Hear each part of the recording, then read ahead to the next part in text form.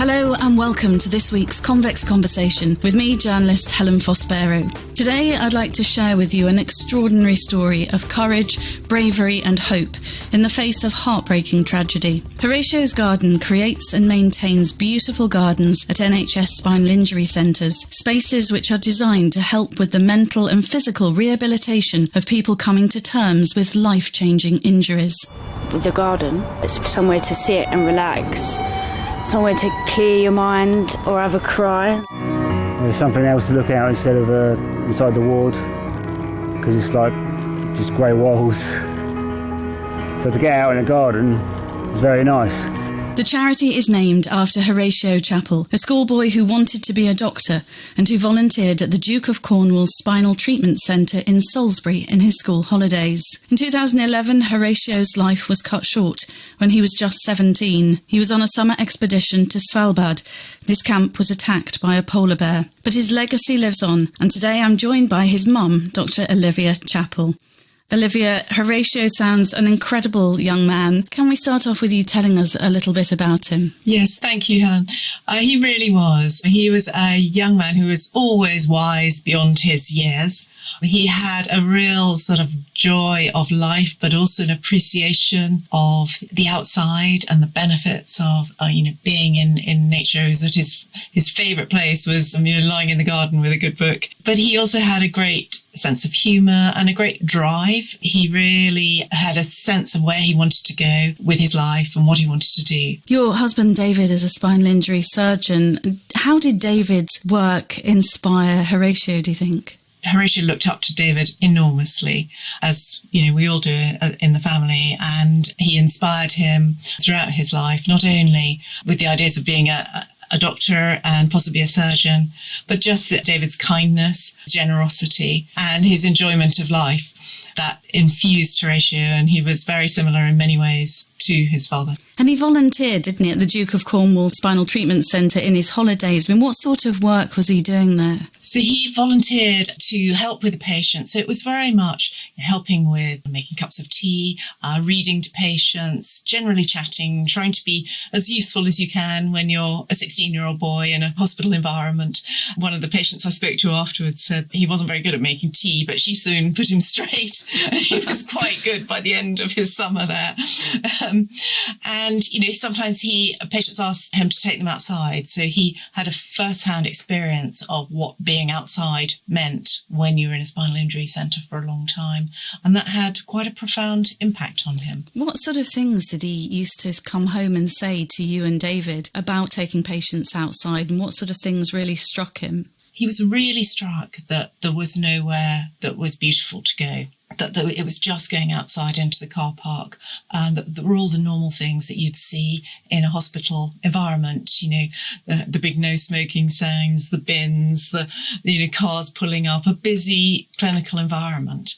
But it wasn't somewhere that he felt that you could be to relax, to just get away from the noise of the ward, to sort of pull yourself into a good mental space when you're in hospital for so long. The impact of spinal injury is enormous, not only for that patient, but their friends and family. And Horatio felt that so deeply, and he really articulated it beautifully. Actually, in he did his personal statement for university, and he wrote about what a dramatic effect this was and how talking to patients had moved him so much. He really felt very deeply about it and wanted to make things better for these people. And you encouraged him to do some research, didn't you? Didn't he do a questionnaire?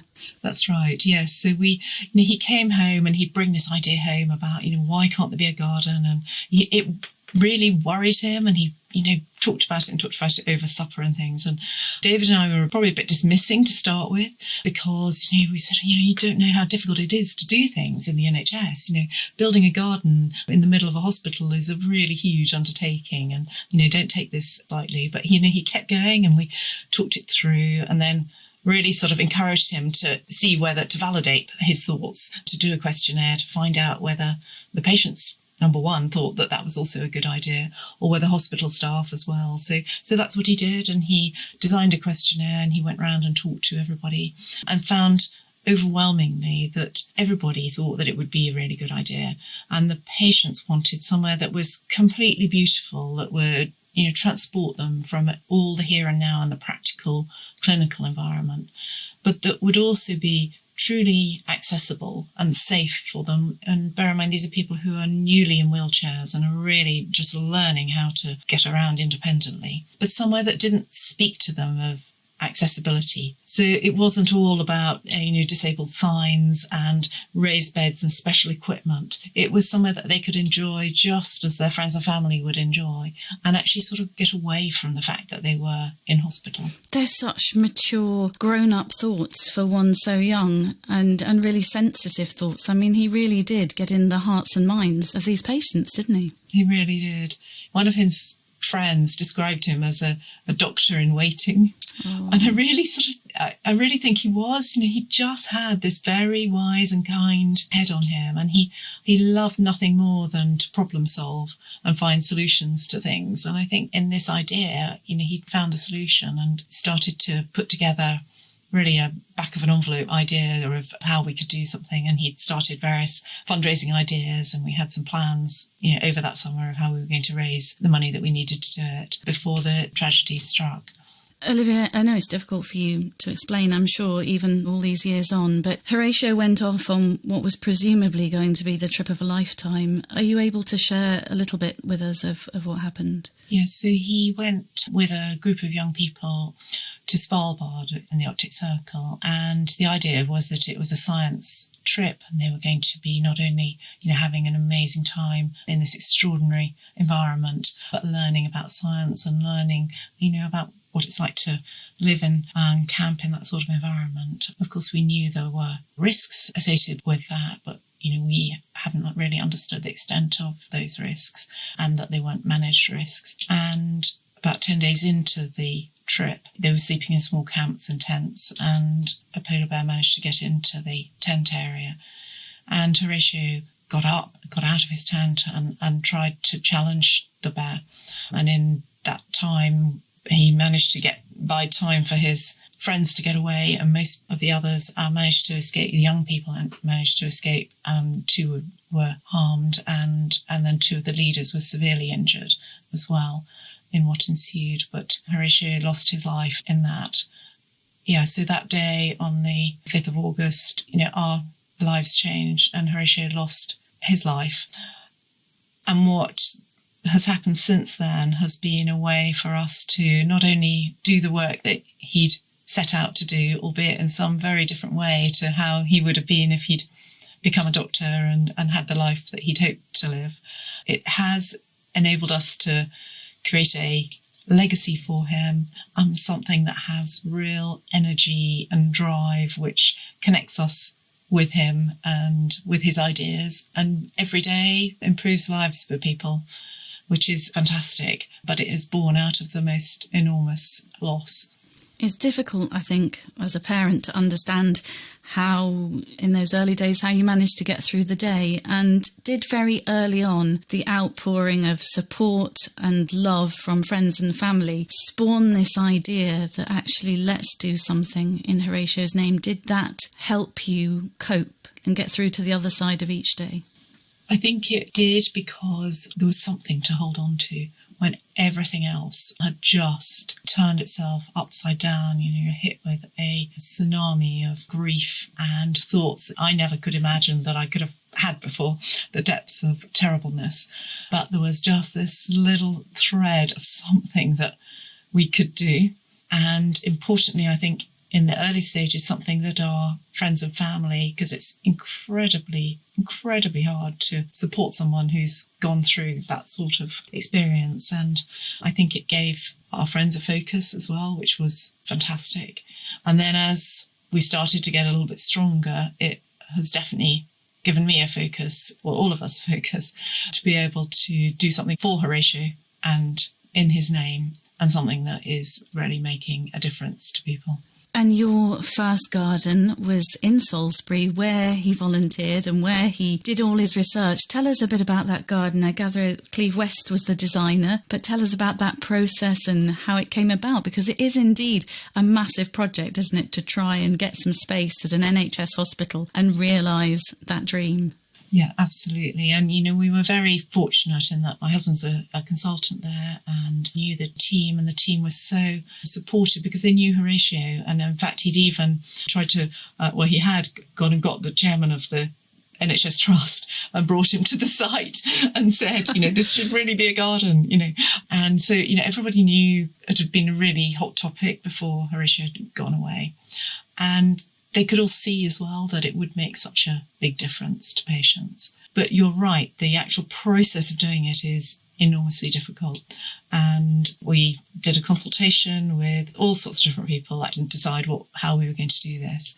And I called Cleve West, incredible garden designer, and he'd done some therapeutic gardens. He'd done one for Bupa before, so he had a track record of doing gardens in care environment.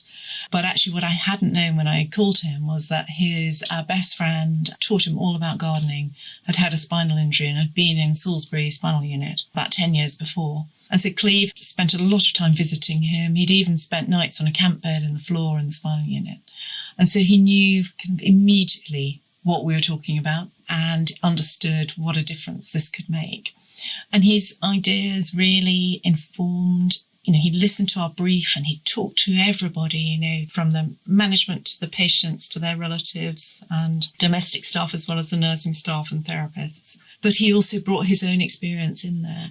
And he really said, we want to make this an incredible garden, something that's all year round beautiful. So there's always some hope and there's always something emerging, even on a grim old February day, there's going to be something that's hopeful when you go around in your wheelchair or your hospital bed. And so Cleve brought these threads of ideas which were based on his experience, but then with his horticultural and design expertise to create a really, beautiful place. And we opened the garden thanks to the phenomenal generosity of, to start with, it was friends and family. And then it started to ripple out as people had heard, the story was in the press and people heard about Horatio and they were moved by his story and very generously donated to the project so that we were able to, within a year or just over a year after Horatio died, we opened the first garden. That must have been amazing. How did you feel that day, Olivia? I'm sure it was very emotional for lots of reasons.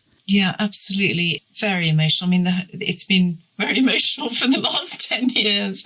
It really has. It's one of the garden designers, James Alexander Sinclair, always says, we laugh a lot, but we cry a lot too.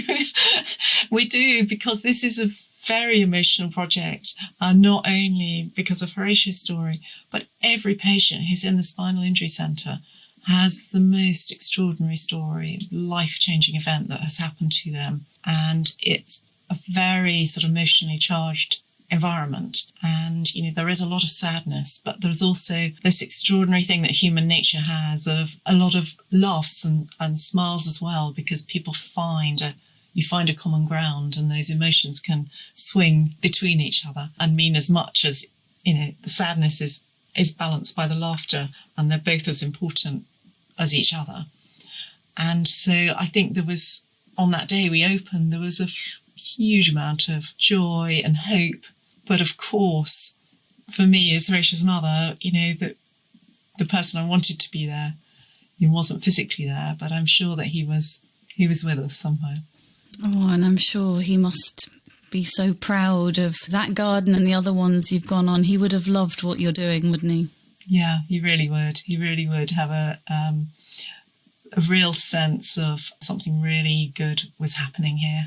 We featured a great friend of mine on the podcast series, Claire Lomas, who I know that you're very much aware of. Claire was paralysed when she had a riding accident and has gone on to raise more than £750,000 for spinal injury and do incredible things like walk the London Marathon in a bionic suit over 17 days, and then not be entitled to a medal, which is how she first made the headlines. She's an incredible lady, but I remember talking to her about her early days in a hospital in the north, and there was no outdoor space. And of course, when somebody has a spinal injury, often they're in hospital for months, and she had very dark thoughts and felt very low and depressed. I just wonder if you can tell us in your words the benefits that you can see for spinal injury patients and their friends and families who also have to come to terms with their loved ones' life-changing injuries. What benefits you can see that they get out of those beautiful spaces and reconnecting with nature and having somewhere to really think and be peaceful and calm.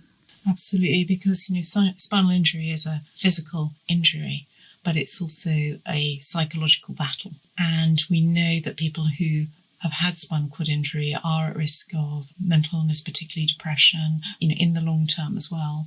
But we also know that if there can be an adjustment time and people and their friends and family can adjust to what has happened in the initial phase, and I say acute phase, but this is patients can be in hospital for 6 months or more, as it's a really intensely important time when people are physically unwell, but also they've just got so much to process. And we know that if they can process that in a positive way and get to the point where they have adjusted before they go home, that they will in the long term have a less likelihood of experiencing depressive illness. Now, gardens and gardening are phenomenally good at improving mental health. It's quite astounding what they do on all sorts of different levels. So just being in touch with nature can lift your mood immediately. It can reduce your blood pressure. It can enhance serotonin, make you sleep better. It can boost mood in all sorts of different ways to do with cortisol and things, as well as being interesting and hopeful and adding sort of new layers of things to concentrate on and look at distraction, really. So a garden, just being outside and outside from a physical ward with the daylight, with the sound of the birds singing, and looking at the sky, all those things enhance mood immediately, which is so fundamentally important to this group of people, as well as it being a place where rehabilitation can happen. So you can learn your wheelchair skills in the garden. How much more interesting to be able to tour around and through the flower beds and see the butterflies and explore the garden than doing it all inside in a gym. But you can also participate in our projects in garden therapy, so you can get using your fine motor control of your hands. You can get that going with planting bulbs or doing some troweling or cutting flowers. So gardening lends itself to all sorts of different types of rehabilitation, as well as being a beautiful sort of social area. So you have to remember that when you're in hospital for that long, it becomes so important, particularly if you're a young person, to have your friends and family continuing to come in and visit you. And for a lot of young people, that can be quite hard. If you're a teenage boy coming in to visit your friend and you might be sharing a bedroom with 7 other people, just a curtain for privacy. It's not an environment which is a very alien environment for a lot of young people. And to keep visiting can be quite difficult. But what we found is that if someone can say, well, I'll meet you in the garden, and then their friends don't even have to come into the hospital, and they can see them in the garden, and it's a much more relaxed environment. All our gardens have garden rooms, so their friends, they can host them, they can make them a cup of tea or cold drink. And suddenly the dynamic of the visit and the sort of stress that can be associated with those, round the bedside visits with a packet of grapes, it all just sort of calms a bit and people enjoy themselves. It's like being alongside somebody. So people say if you go for a walk in nature, it's a much more gentle environment to have a conversation in, because you're not having the eye-to-eye contact, and difficult discussions are much easier outside. And that's evidence-based as well. And there are lots of, difficult conversations as well as social conversations, because people may not be able to go back to their homes or be able to return to their workplace. And so there's lots of things, people have got to think through and work through with their families. And we find that, people find a niche in the garden, or they use one of our little garden pods or the greenhouse or somewhere to have these conversations, or to have family moments. So, we've had people who've had birthday parties in the greenhouse or coached their kids through their A-levels. Or we had somebody who got their granddaughter baptised in the greenhouse. We heard from Jess and Aaron in the introduction, Olivia, both of whom have benefited enormously from your work and Horatio's plans. Let's just have a listen to a little bit of their stories. I had an accident at the end of May that left me paralysed. So I fell from a tree, 15 foot. Going down the hill about 40 miles an hour. I couldn't stop in time. Bike hit me in the back, and I knew straight away, unfortunately, my legs weren't working. So it's like a hospital. You've got the long corridors, doom and gloom really. When you come out here, it's lovely. The fresh air, the flowers, the little huts. It's really good for your mind. You must hear so many stories from patients like that, Olivia. That's really rewarding, I'm guessing. It's so rewarding, and it never ceases to move me. On one level, it's such a simple idea, really. And it's something that, hospitals all through the ages used to be connected with gardens and with the outside. And it was so sort of recognised and part of well-being and healthcare. And then through the modern NHS and the advent of, much shorter lengths of stays, gardens were gradually eroded from our healthcare environment. But for this group of patients who are there for such a long time, facing really difficult, life-changing injuries, becoming paralysed, it can make the most enormous difference. And it's so gratifying and such a privilege as well to hear those stories and for people to be able to, articulate what a difference plants can make to their lives. One of the things I liked that you said was that in the design, which I'd like to talk about a little bit more, of the gardens, that they're not obviously designed for wheelchair use. It's all very subtle. And I think that's really important. Again, something that Claire said to me that was said to her in the hospital. They said, don't worry, you can still learn to ski on a special chair and you can make some new disabled friends. And she said, I will learn to ski and I will ski with my friends. It's very important, particularly in those early stages of an injury like this, isn't it, that people feel normal and they don't feel disabled. Is that a very important part of the design? It is really important, and it's, a lot of patients say to us that they want to be able to access somewhere independently as well. It's so important, and it's so difficult. You wouldn't believe how inaccessible a lot of hospitals are. Little curbs, little thresholds, a bit of a camber on the pavement or the path means that it can be inaccessible. Anything over about a centimetre for somebody who's newly in a wheelchair means that it's just a complete no-go. So all of our gardens are completely level. We have no thresholds at all.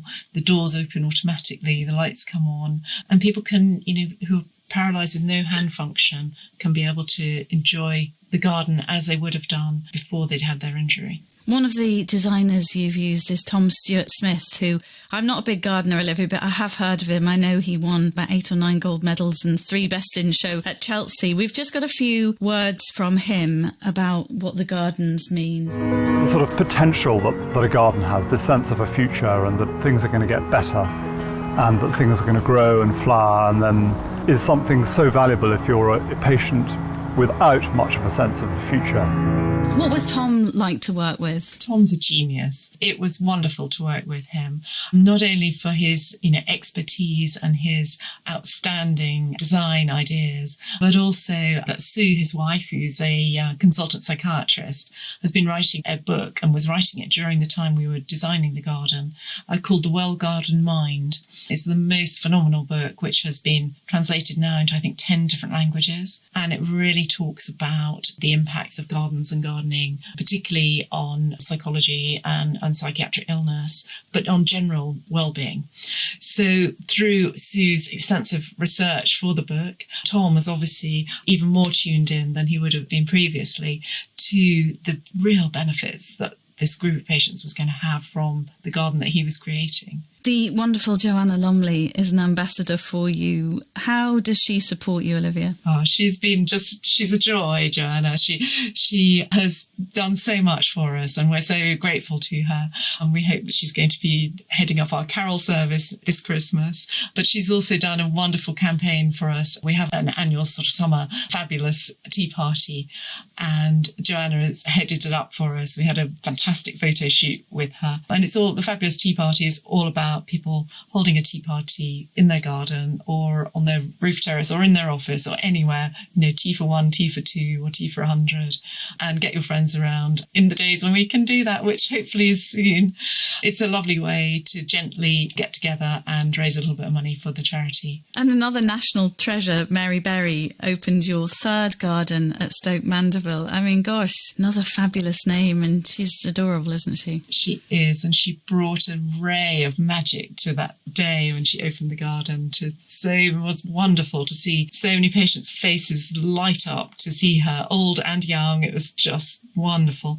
And Mary has really a national treasure, but she's also a treasure particularly to us because she's the president of the National Garden Scheme. And the National Garden Scheme is the brilliant organisation that open their gardens for charities. And we are one of the charities who benefit from their grants that they give as a result of people visiting gardens. So I remember a very stressful moment in my career when I was hosting on the GMTV sofa and Mary Berry was coming in as a guest the next day. So some bright spark in our production team decided it would be a great idea for me to bake a cake the night before and have Mary try it live on air. She was very kind about it, but I'd only got a minute left on the programme and I could hear the timings going. They're like, speed her up, get her to taste it. So here I am sitting with this sort of wonderful character trying to force her to eat a bit quickly because we were about to fall off air. But Her Royal Highness Princess Eugenie is also your first royal patron, and I suppose Eugenie's gone under spinal surgery herself, so it must be wonderful to have her on board, and I would imagine she's got a very big understanding of what you're doing, having had that personal experience herself. Yes, she really has. So she had her scoliosis surgery at the Royal National Orthopaedic Hospital, where we've just opened the garden that Tom Stuart Smith designed.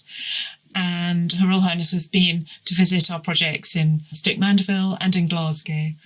And she's absolutely brilliant at talking to the patients. She has a really deep empathy, a real understanding, having had this personal experience of having really major spinal surgery. So she's been such a wonderful role model for many young people as well who've had scoliosis, but also our younger patients too. And she's not only come and visited, but got involved planting in the gardens. And so we're incredibly proud to have her as our royal patron, and all of her involvement with the charity we're just delighted. And I know you met the Queen, Olivia, I think it was 2019, at the centenary of the National Council of Voluntary Organisations. Do you think Her Majesty is aware of the work you do, perhaps through Eugenie, or did you get the chance to talk to her at all at that event? I did have the enormous privilege of speaking to Her Majesty, and I was so delighted because she is very much aware of our work and was very much aware of Horatio and the ideas that he'd had. So it was an incredibly moving time. Well, that must have been an amazing experience for you. How many gardens do you have now, and what's the vision for the future? So at the moment we have 5 gardens that are open, and we're building the 6th one, which is in Cardiff, which will serve the whole of Wales. And our plan is to build gardens, Horatios Gardens, in all the UK's 11 spinal injury centres. So we're just launching a capital appeal for Northern Ireland for the spinal unit in Belfast, which is very exciting.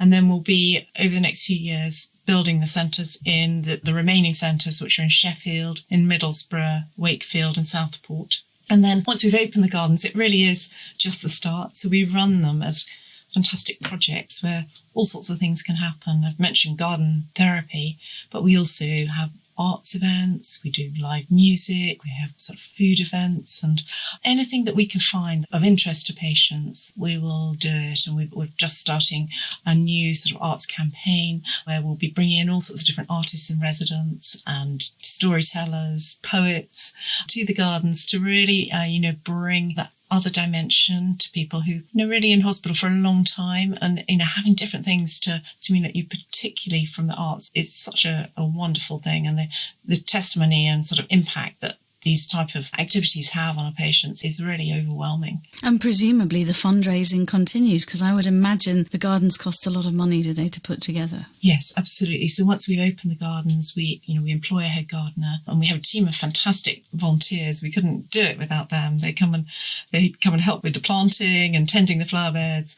but also, bring their skills. So we might have people who are artists or people who love crafts who can bring their expertise to help with some of the activities that we run. But it does all cost money, so we do continue to raise funds in the region where that spinal injury centre supports. And these are really big regions, so because there's only 11 centres in the UK, so for example the garden in Salisbury serves the whole of the southwest right down to the Scilly Isles.